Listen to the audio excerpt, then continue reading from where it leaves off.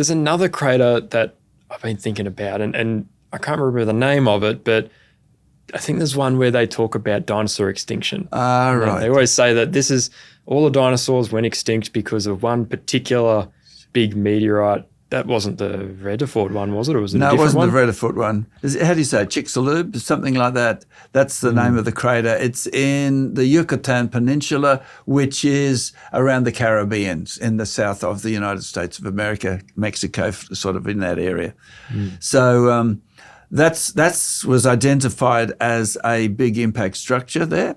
And again, they're hard to identify. You sort of have to use maps and geological areas and look at it like that, and then put it together and surmise that that this was in fact a impact structure.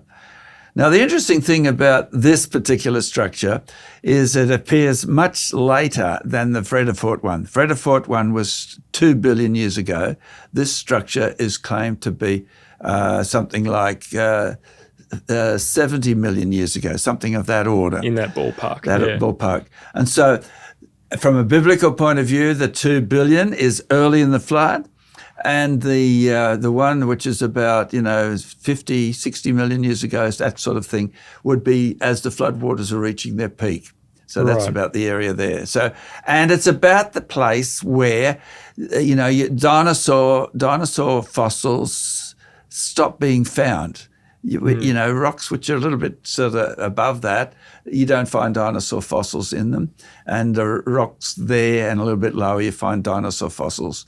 So that's the interesting thing about dinosaurs when people started discovering them again in the 1800s and finding these fossils and giving them names. And it became very exciting, very interesting. People became engrossed by them, and they would put them on display in the museums, and people would like to see them. And they had not competitions, but there were various guys who were competing with each other to try to find the biggest dinosaur fossils. And they gave them different names like Tyrannosaurus Rex and that sort of thing.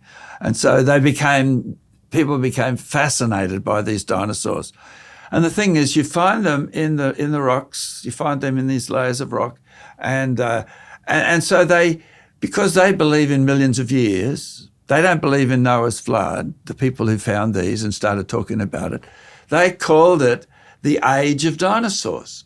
And they sort of said, and eventually today they would say that is a period of about 200 million years. So it's the age of the dinosaurs, and the dinosaurs are incredibly successful evolutionarily, and they managed to dominate the planet, and they were the rulers of the planet, the age of dinosaurs. And then they went extinct. What happened? Why did they go extinct? Why did such a well-adapted creature go extinct?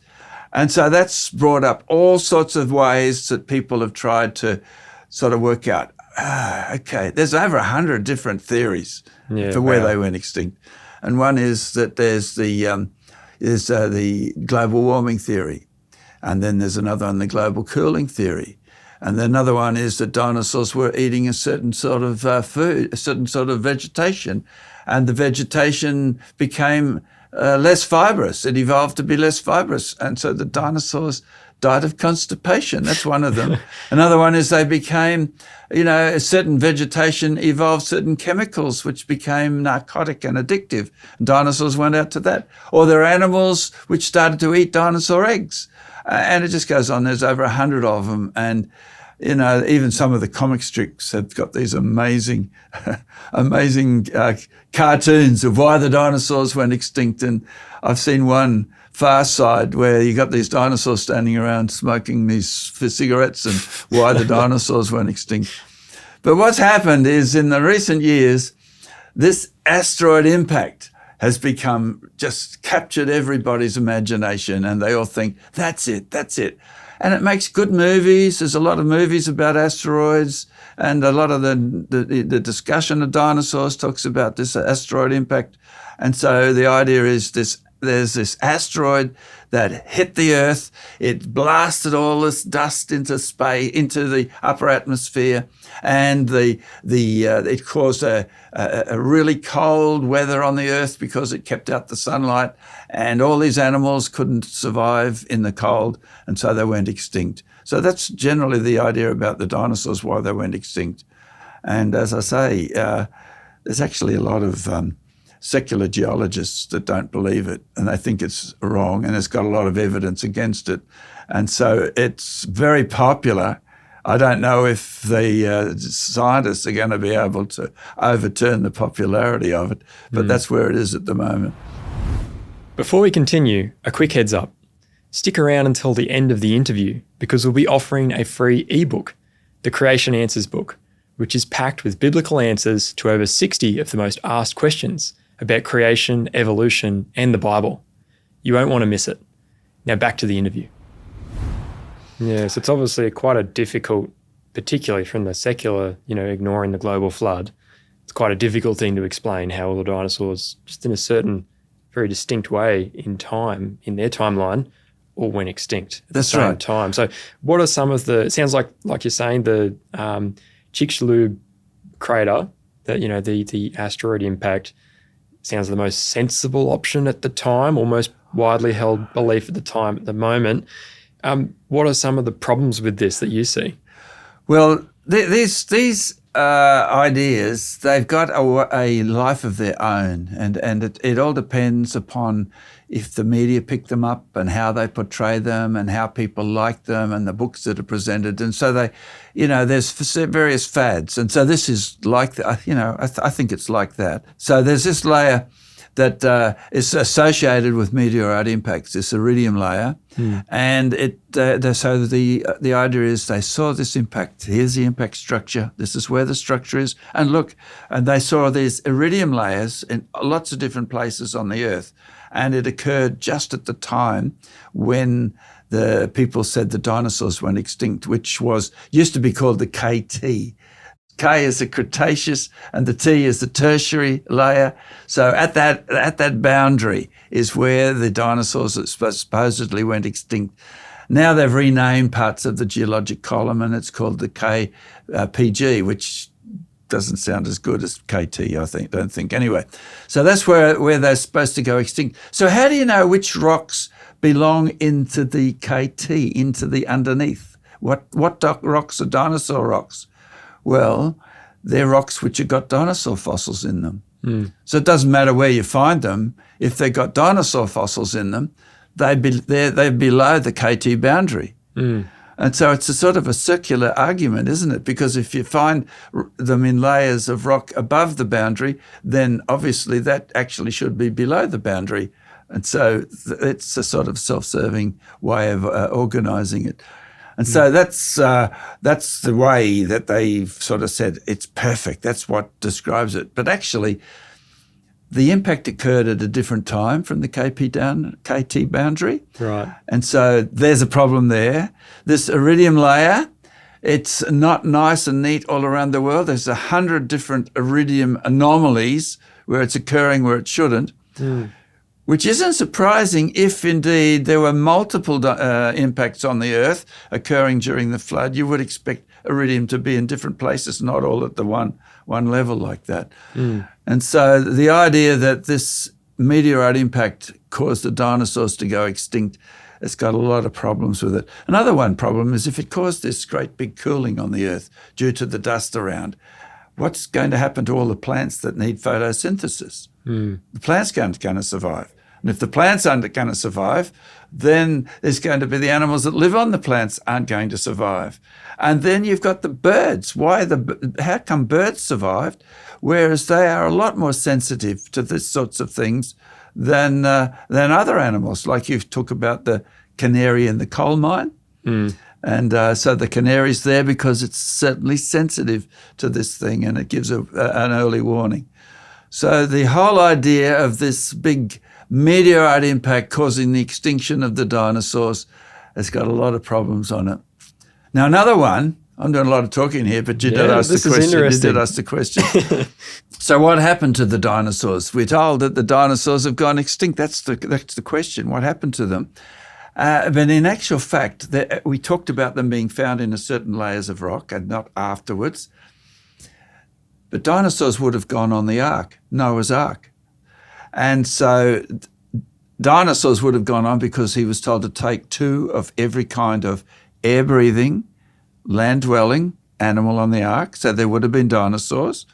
And you don't need, you've got lots of different types of dinosaurs. You've got, for example, you've got the Triceratops. There's lots of different varieties of Triceratops, but you'd only need to take 2 of those on. And then the other sauropods, 2 of that kind. So maybe 50 sorts of dinosaurs went on the Noah's Ark, and they would have come off the ark. So they would have survived. And people would have seen them, just like you've seen elephants and tigers and lions. They would have been familiar with dinosaurs. But they called them a different name. They called them dragons. Mm. When people discovered dinosaur bones, the people who did the checking of the bones and exploring of the bones and the naming of the bones, they used to call them dragons. And it was a guy in the museum looking after the British Museum who called them dinosaurs. What am I going to call them? They look like terrible lizards. We call them terrible lizards. Dinosaur, terrible lizards. And so there's a lot of stories about people encountering dragons. And I think you can make a good case that dragons are dinosaurs in history. So they're actually dinosaurs. And so there's an example of dinosaur etchings on a Carlisle Cathedral in England. Yeah. You can see amazing there. And there's actually countries all around the world have got representations of dragons, and they can be identified as dinosaurs. So did a meteorite kill the dinosaurs? No, it didn't. They survived Noah's flood, and they lived well after the flood. Why did they go extinct? I don't really know. I've got a friend that reckons they went extinct after the shotgun and gunpowder was invented, but I don't know about that. But they were hunted. You heard of St. George and the Dragon. The dinosaurs created problems for communities, and so they hunted them. And lots of animals have gone extinct, in the last 100, 200 years, lots of animals. And so if you think of dinosaurs like any other animal, it's not that surprising that they've gone extinct, but it wasn't the meteorite. And there would have only been a few coming off the ark. So if they did get hunted early on, that's it. That's it. Those ones are gone. So there's a few ways. So just to summarize a little bit, so we're looking at, the flood wiped out a lot of dinosaurs. There were some on the ark, but a lot of them were wiped out. And that's what we see in the fossil layers today. All the ones that didn't get on the ark. That's right. So but we've got other creatures as well. And I know this is a point, I often hear these questions where people say, okay, you've got all these dinosaur bones and there seems to be this order in the fossil record. And, where are all the mammals with the dinosaur bones as well? Now, I'm sure our viewers have got a lot of questions, and hopefully some of those are answered to do with meteorites today. But there's so many other questions out there about astronomy, about biology, all types of evolution. And we're actually giving away a free book today called the Creation Answers Book, which answers so many of these common questions, and it gives really nice, easy to understand answers. So can you tell us a little bit about this book, Tas, and why it could be useful for our listeners? I can. I think there may be people watching this little presentation who might think, that is crazy. The first time you hear about this idea of Noah's flood and meteorites and all that sort of thing and a young Earth, and for many people, it's just a bridge too far. But for many people, it's a stimulus. It's like the thing that sets them on a journey where they start to do more research and more reading. And that's why this is a good book. The Answers book is a great book.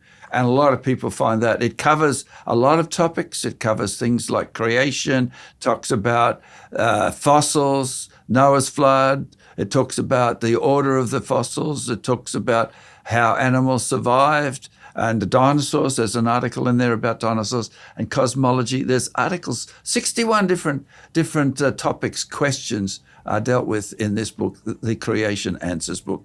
And I know lots of people who have been greatly helped by that. Excellent. We'd like to give you the Creation Answers book as an ebook for free. So just check out the description below, and there's a link in there where you can find it. Thanks for joining us, Tas. It was great to learn about meteorites. Good on you. That's been excellent.